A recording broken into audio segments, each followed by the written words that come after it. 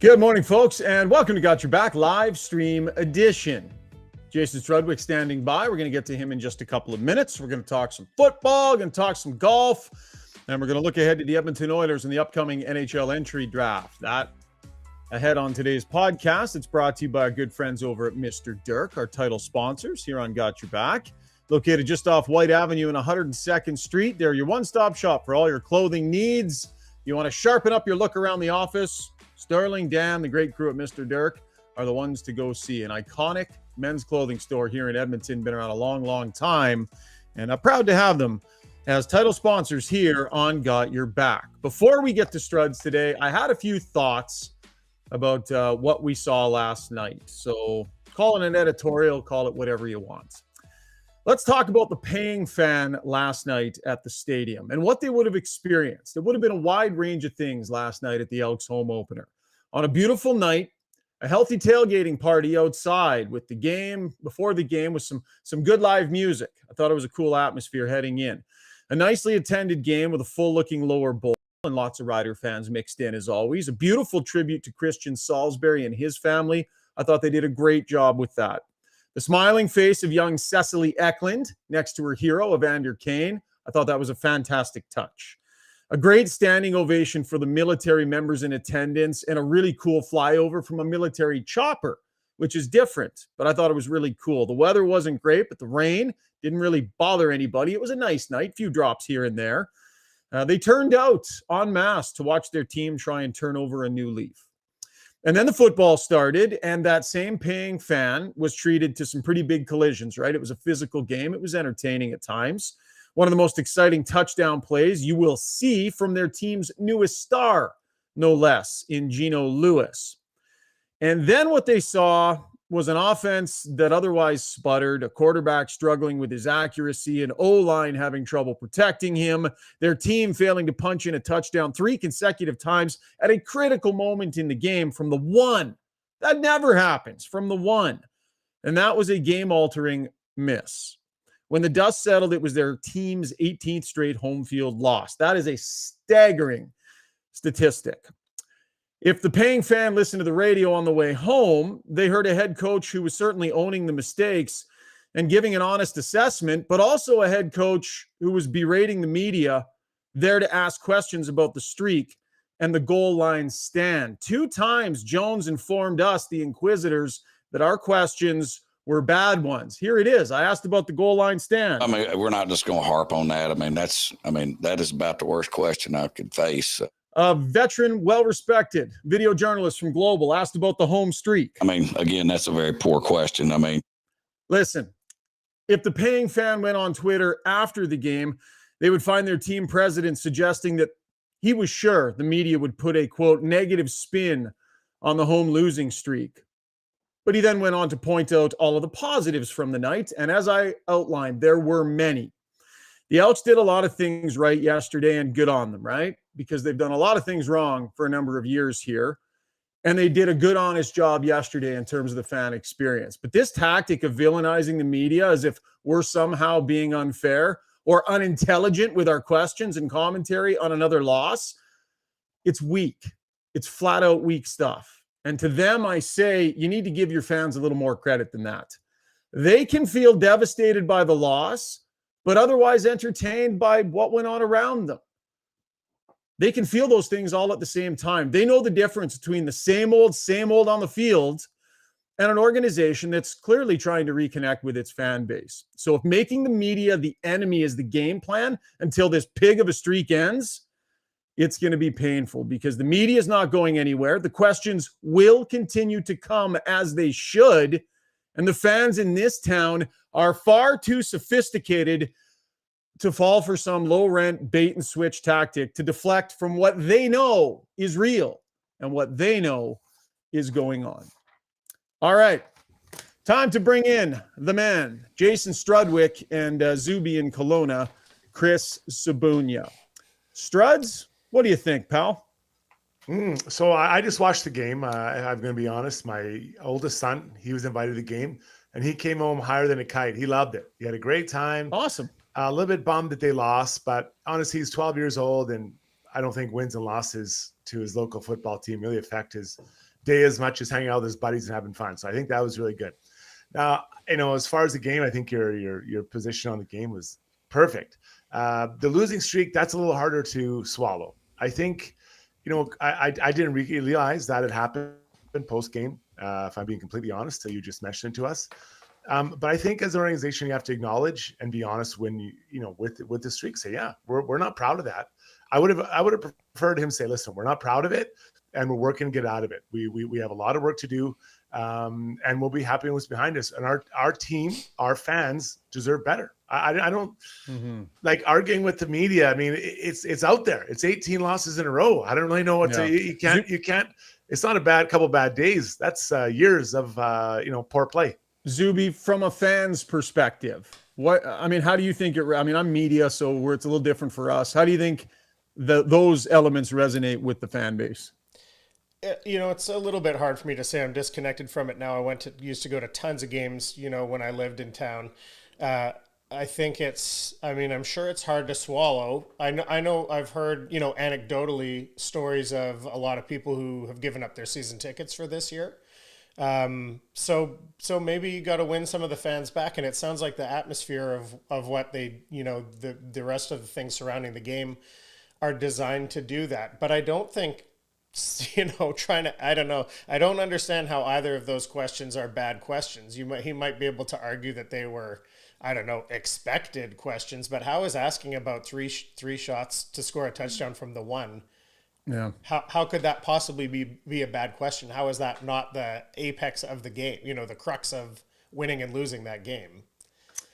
Yeah, completely agree, man. Good stuff. Zuby, we'll check in with you a little bit later. We're going to continue to talk some football here in our breakdown, and that will be brought to you by DLR Vinyl Products. They supply some of the nicest maintenance-free decking and fencing in your backyard. It's PVC product. If you know it's time for a change in your backyard, consider going maintenance-free with DLR Vinyl. You never have to stain, paint, sand again. It goes in once, and it stays looking fantastic. That's Rick with the branch here in Edmonton, and Rob, my brothers, with the branch in Calgary. Look them up if you've got some work to do in the backyard. So Struds, I mentioned the clips from Chris Jones, and I played the sort of the harsh parts of them, but we'll get to the Weiss Johnson soundbox here, and we'll let you hear what Chris Jones actually had to say in a little bit more detail about what we saw last night. So here's Jones talking, his response when asked by a veteran global video journalist about the 18-game streak. Maybe just take us through what you saw on that set of plays. Never mind, that was me. Again, that's a very poor question. I mean, who can't point to that? Okay, who can't point to that was his response on the 18-game losing streak. And then I asked him about the 3 plays in which they were stuffed from the one. Here he is. Maybe just take us through what you saw on that set of plays there where you were down at the one and had a few chances. Well, I mean, we're not just going to harp on that. I mean, that is about the worst question I could face. What about the 5 penalties in the first 12 plays? What about the fact that, I should have probably took a safety there and we punt the ball and give up an explosion. I mean, there's a lot of things to point at. So, I mean, if you want to, if you want to be a casual fan and look at that last play, why don't we stop them at the 1 right there, get the ball back at the 50 with a minute and a half left, So if on your way home from the football game last night, you were talking about that 3-play stand, you're just a casual fan that isn't thinking the game deep enough. I don't love that stuff. I think that's kind of garbage, but he did point to some other things that went wrong, Struds. And there were a lot of other things other than 3 plays that went wrong in that game. Yeah, I think I put myself inside the casual fan because to me that looked like a major turning point in the game. It was a huge opportunity. Look that way to our panel too, and look that way to all the analysts discussing the game after the game, those casual fans who get paid to analyze the game for a living. Now, to be fair, maybe he's trying to protect his team, right? His offense in that moment. But he was pretty honest, though, Struds. I appreciate you bringing that up, but he actually was really honest. He also said Taylor Cornelius didn't have a very good game, didn't play very well. He knows that. One of his worst games. So it's not like he was trying to deflect. I mean, he owned the mistakes, and he owned the mistakes for his team.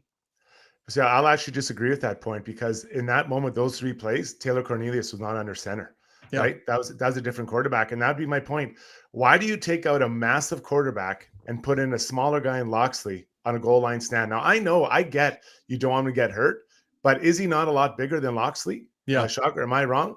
So No, you're trying to it's their short yardage package, and they I know, had but some success with it last year. I'm just explaining the logic. I hear what you're saying though. You've got a giant sense. quarterback. Yeah, that little guy, he went in there, and no disrespect to Loxley, I'm sure he's a capable guy, but in that moment, I just don't understand. You need this. You need this. Points are hard to come by. Cornelius had been, even on the big play, he underthrew that ball. Yeah. That Geno Lewis had to come back to get it, and luckily the guy fell down. Then he runs it all the way in. And then all over, he missed a couple short passes. Like he just wasn't dialed in. But in that moment, I'm putting the biggest truck I can on with that ball and running it in. And I get maybe don't practice it, but you know what? So that was where my frustration. I'm watching with a couple of buddies. I'm like, what's this guy doing? He put in a tiny little circus guy instead of the big elephant to run it in. I'm sorry. I disagree with that play. I know they may not practice it, but 3 times he got stuffed. And it wasn't like he made hard contact when he hit the line. Like he was just pushed back. Yeah. And that decision to have that short yardage team, that would have been made, in the off season when they're designing their offense and they're going, okay, what are we doing, on short yardage? Yeah. And they would have decided that a long time ago that was not going to be Cornelius. It's not like in the moment they made this decision to go with this guy that was kind of harebrained. That's been the tactic, and that is the tactic all along.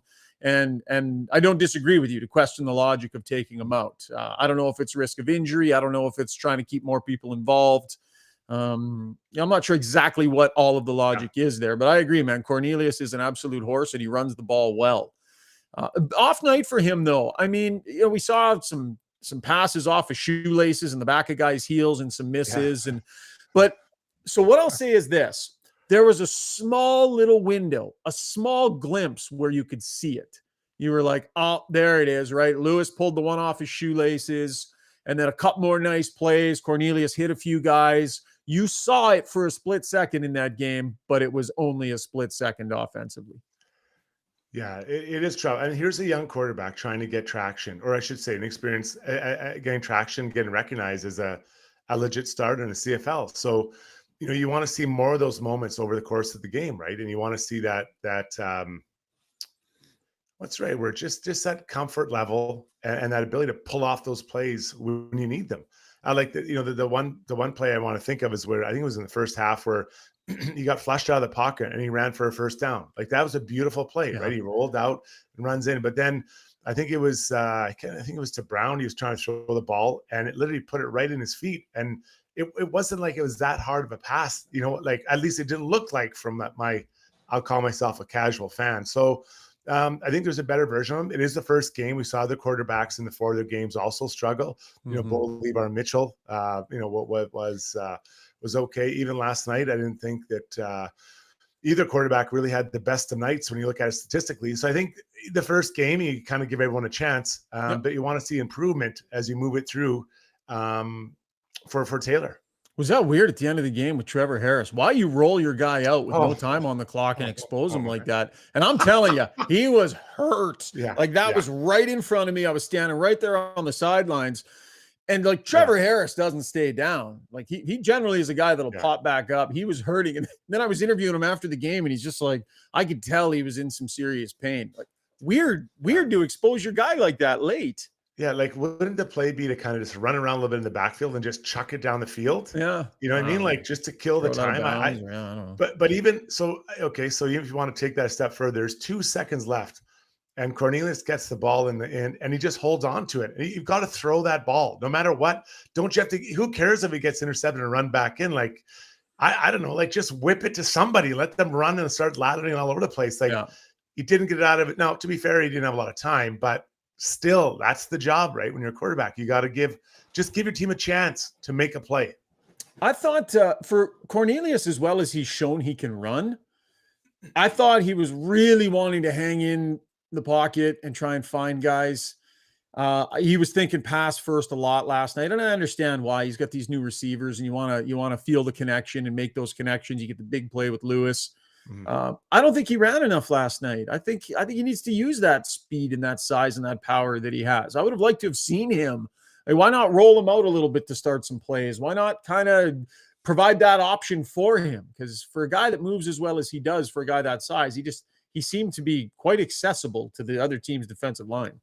Yeah. And maybe he, I think, I wonder if you don't run, if it doesn't help your offensive line a little bit, maybe backs off that attack a little bit, Yeah, good just point. gives those guys a bit of time. Even helps out your running back a little bit because now they're worried about you running. So, I'm sure those are details they'll want to iron them out, or they'll want to iron out as they go through this next week. Yeah. So the streak is at 18.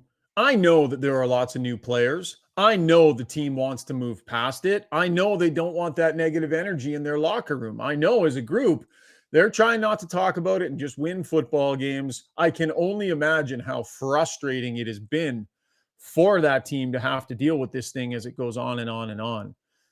They need to figure out a better strategy on how to handle questions about it from their head coach. Because I've asked the players about it this week, and they're all handling it fine.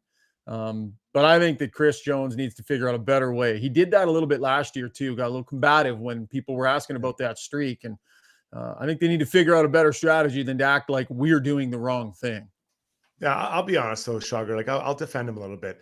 You'd be downright pissed off if this is happening on your watch, right? And so it's on him. So I think that he's pissed off. I think that was a winnable game last night. I think they let it get away from them.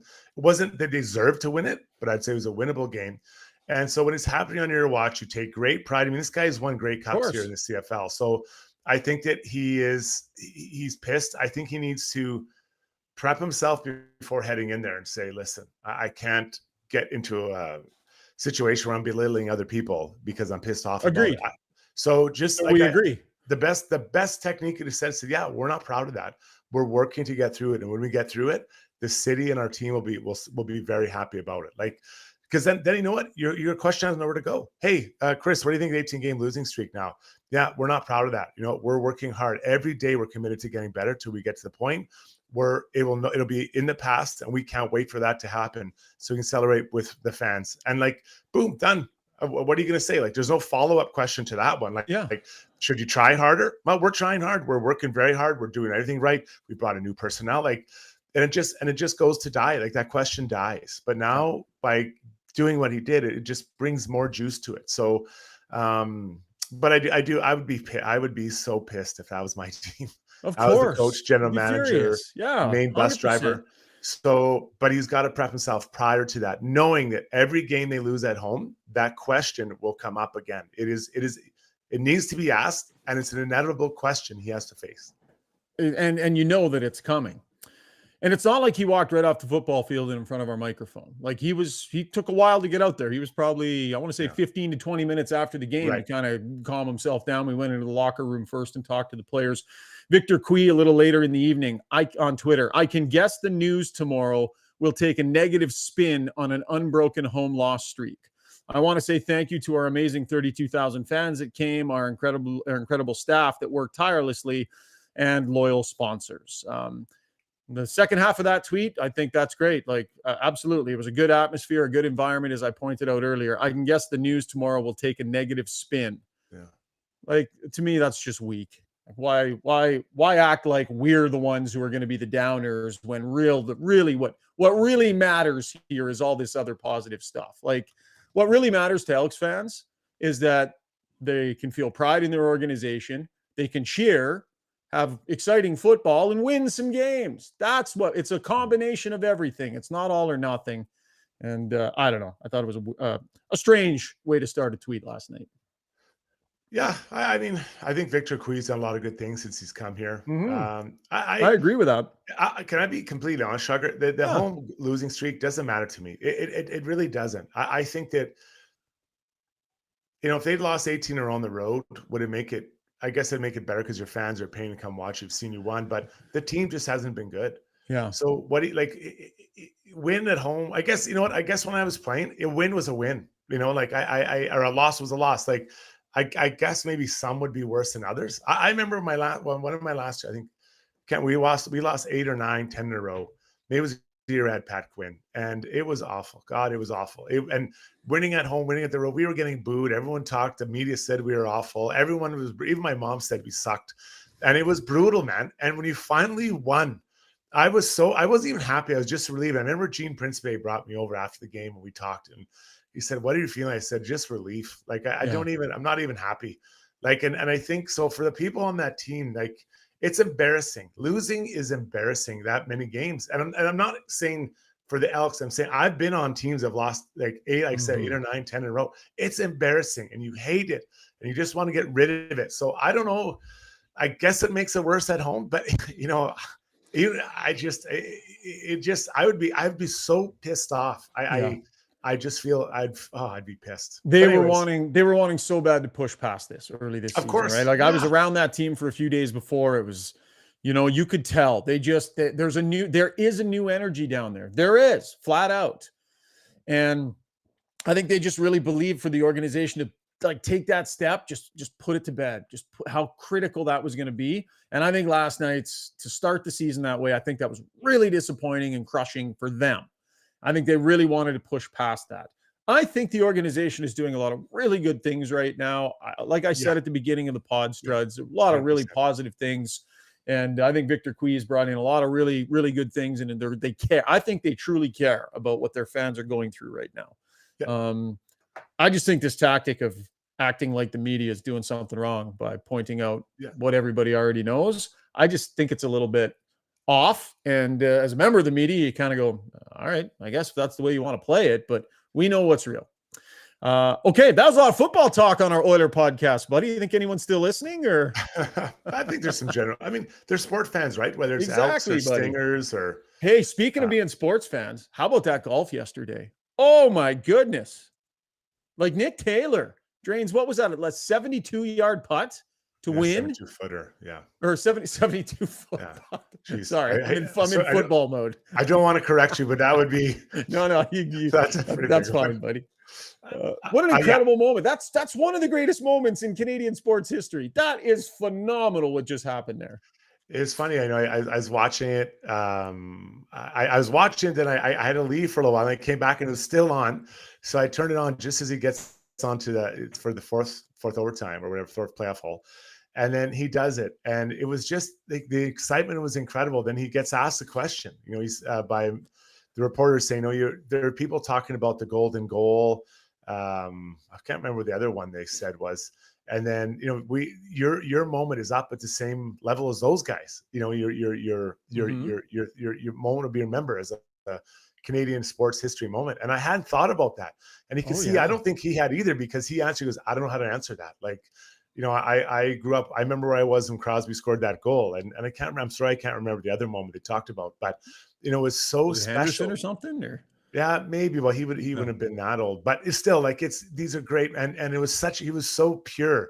You could tell he was just so happy. And I think that he also felt a responsibility to, it was 69 years. Canadian hadn't won our own Open championship. So it was special. Then all of his friends on the sidelines watching, like I don't know. I'm not a huge fan of golf watching it, but I mean, that was a must watch. And I do think he was correct. And he says, Mike Weir, I think he inspired me to getting to where I am. And he goes, if I can have a small part of young golfers now wanting to play because of what I just did, I will just be proud to carry on that legacy. And it is important in sports like that to have those legacy moments. So cool. It was so cool. How about Adam Hadwin? He's got as good a story. He's got as good a story to tell as Nick Taylor does. That was an iconic moment too. Just getting absolutely gang tackled by security. I loved it. So he tweeted out last night about 8 hours ago. Oh, I didn't see. It said, and it has a picture of it's Nick Taylor and his caddy embracing, and then in the background, in the foreground, it's him getting tackled by that security guard, and it just he put it in the Louvre. Yeah, it is what a great moment. Yeah, and I think he got up and was like good natured. That's all good, guys. It's all good, right? Got back to the party right away, which is so Canadian, right? Love it. It just took a hit, and people all these guys are took it like a champ. Like it was so funny, that he just took it like that. Oh God, I loved it. Awesome. Okay, let's get to our takeaway segment. And that's going to be brought to you by Sherwood Buick GMC. They're the big, beautiful dealership just off Baseline Road on the way into Sherwood Park. If you're looking for a new vehicle, new or used, the great thing about Sherwood Buick GMC, they actually have stock. So when you walk in, you can see what you want to buy. You can drive it. You can sit in it. They've got a nice streamlined sales process. I've got the Elevation Sierra 1500 elevation, and it's spectacular. So go see Phil and the great crew at Sherwood Buick GMC. For our takeaway segment today, Struds, I want to talk about expectations with the draft drawing near for Oiler fans and the Edmonton Oilers and what may or may not be doable. I know Twitter kind of twitters, but in recent days, I've seen, what have we seen? Carter Hart and Konechny and Carlson and. My message to Oiler fans heading to the draft here, Struds, is whoa, slow down. I don't think there's going to be a lot of real notable stuff that takes place. I think expectations should probably come down or you're setting yourself up for disappointment. Am I just a big grumpy downer, or do you see it the same way? Well, what are the assets are moving? I think if you're going to look at acquiring a player like Hart or Konechny, who I think I'd sure love to have him at $3 million. Yeah, sure. Let's sign me up. I'll take it. So what assets are you moving? So you have to look into your prospect pool. They've already moved out Schaefer and their first rounder for this year. So now you're looking at next year's first rounder. And then you have to start looking at players like Dylan Holloway, guys like Broberg, guys like what's the French guy's name? I'm forgetting. Borgo. Thank you. Yep. Borgo, even Lavoie. So these are the guys, that's the next group you're looking at, right? And so, is now the time to do it? Do you want to wait to see what Dylan Holloway can do if you're Ken Holland or Lavoie? Can those guys chip in there and find a spot on this team next year to maybe use that first round pick or some of those draft picks recent draft picks or prospects next year at the trade deadline? I think too, it's about when's the right time to actually make moves strategically. Yeah. I mean, could they figure out a fancy way to make an improvement this summer? Probably by putting some of those assets in play that you talked about, and they'll have to move some money, and that's always difficult. I'm sure there would be a way, but is it the right time? I don't think it's the right time. I think the Oilers are close. I think, had the goaltending held a little bit more, not blaming Skinner, rookie goalie, and, Draisaitl's offense sort of not dried up, and had they defended a little bit better, I think these are just, the margins are so thin. And I think it'd be a mistake to act like an organization that feels it needs any significant change this offseason as opposed to just tweaks. And if you're tweaking, why would you tweak now? Like that same group, which you can return 95% of, was the best team in the league for the last couple of months. So why wouldn't you return that group, let her ride until close to the trade deadline, do an honest assessment of what you really need at that moment, keep your powder dry till then? Strategically, is that not smarter? It does make sense because you can really fill a need as you go through the year or towards the end of the year if you need to. But I think you have to look like this. I see I'm bullish on any improvement from the goaltenders. I think there will be improvement. I think both of them can get better. And I'm not suggesting Skinner had a bad year, but just going from year one to year two, they can definitely get better. Yeah. I'm looking at Bouchard. I think he has a partner that suits him better, and I think he can continue to grow. I want to see what Dylan Holloway can do, right? I want to see what he can bring up. What can Vinny Desharnais, what kind of steps can he take this summer? And I don't believe him he'd be a top 4 defenseman, but can he be a better version of himself in that spot? Yeah. And the bigger one, Schauger, is the overall team defense. Is there truly going to be a desire by everyone in that room to be harder to play against in their own end and defend better? That is the biggest thing they can do. That's of all the acquisitions off season they can do. To me, that attitude is number one. Just if you don't agree with me and you know they got to score more, just watch the Vegas Golden Knights. How many chances did Florida have against them the other night? Really good chances, especially in the first couple periods. It'd be pretty thin, guys. Pretty thin. Yeah. We'll get to the Weiss Johnson Twitter mentions here. We'll remind you they've got 45 years in the business. So if you need a new furnace, garage heater, air conditioner, hot water tank, or any of those things serviced, Weiss Johnson is absolutely the place to go. Edmonton's #1 choice for heating, air conditioning, and plumbing services. I want to thank Dennis again for having us out to the charity golf tournament last week out at the ranch. For the Down Syndrome Society. It was a great event. It's one that's close to their hearts, and they put on a real great event out there. That was Weiss Johnson. You got the jingle, Zuby? Weiss Johnson, whoa. There it is. Oh shoot, I lost the tweet. It was about Vinny Desharnais. I was asked the other day, actually, it's a couple of days old, about Vinny Desharnais and reasonable expectations for improvement. Because it's funny, you look at the right side and it's like, okay, what can you depend on this guy for next season? Like, how good is Ceci going to be? Can he and Bouchard keep that top four locked down? But is there a way for Vinny Desharnais to potentially put some pressure on Cody Ceci Struds?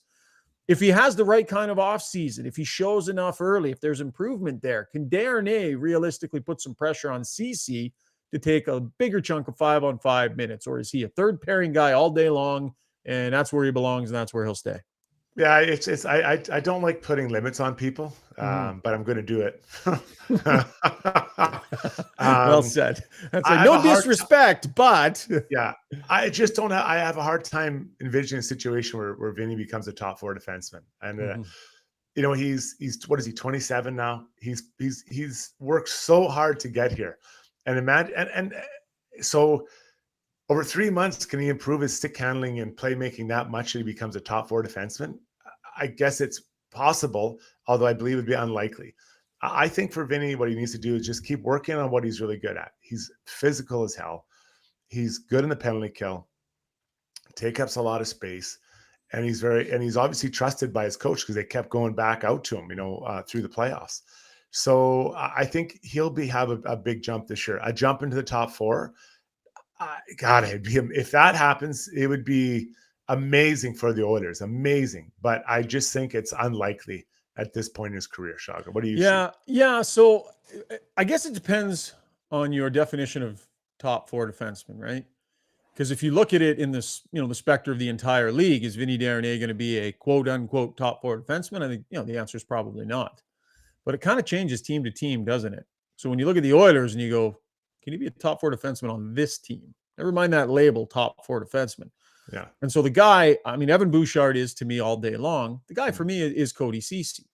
And I would say that Cody Ceci, for the money he makes, he gives them really good minutes. But how many teams is he a top four defenseman on? And so you've got two guys, Ceci, who is closer to being one, Desharnais, who's shown some good signs and is still developing. I guess what I'm saying is I wouldn't be stunned if Desharnais was able to put some pressure on Ceci if he comes back and he's clearly worked on his puck handling a bit, continues to be big and menacing and do all those things. I could see a scenario where he puts some pressure on Ceci, not take over as a top four defenseman as the rest of the league views him, but pressure Ceci a bit. Yeah, I would suggest that's an area you probably want to improve.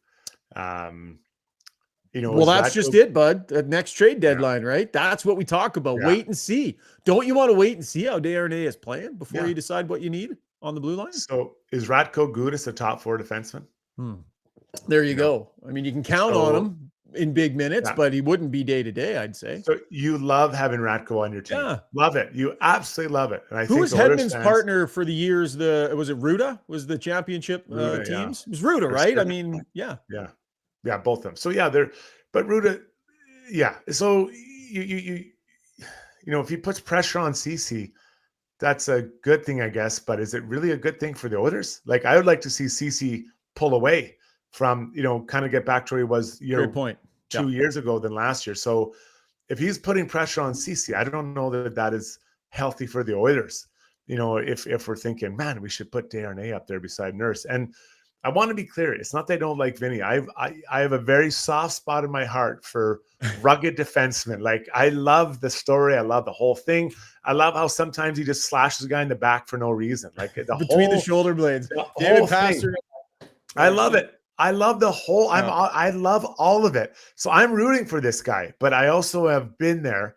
And you're trying to be realistic in your expectations for a young player. So I still think that's the spot they have to upgrade.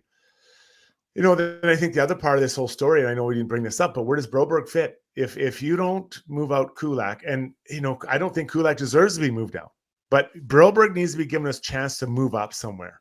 Because is he waiver eligible this year? No, he can go back to the minors, I guess. So I think so. Let me check. I guess you could send him back to the minors and play there. But when he's getting ready this summer, he looks around, he says he sees 6 defensemen in front of him. He's like, where am I playing? Where am I going to be? Where's the upward lift for Broberg? So I don't know. Remember what happened last year when he looked at the roster and thought, oh, there's a spot for me. Yeah, They're clearly making a spot for me. Oh, yeah. It's there. Yeah. Listen, man, if this is a Stanley Cup contending team like it wants to be, it should be hard as hell for Philip Broberg to step in and make that team. It should be. And that's the way the organization should want it. Yeah. So you got to find a place for him to play. It's called either earning your way to playing regularly or playing 23 minutes a night in the American Hockey League. What it can't be is bouncing around in and out of the press box with the big team, not making any progress, so that come playoff time and you need him, he's not usable. So I think he needs to be playing a ton. Yeah. Somewhere. Well, the 3 guys on the left aren't going anywhere. Yep. Like they're not coming out of the lineup. So Desharnais is the only guy, and Vinny brings you something you don't have, which is Nick Nasty. So then you're back to 7D. But Philip Broberg has shown he can play the right side, Struds. And I know we got to wrap up here, so Zuby, you can roll the music. But Broberg has shown he can play the right side. If Philip Broberg can't outplay Vinny Desharnais for a regular spot in the lineup, I'd say that's on Philip Broberg.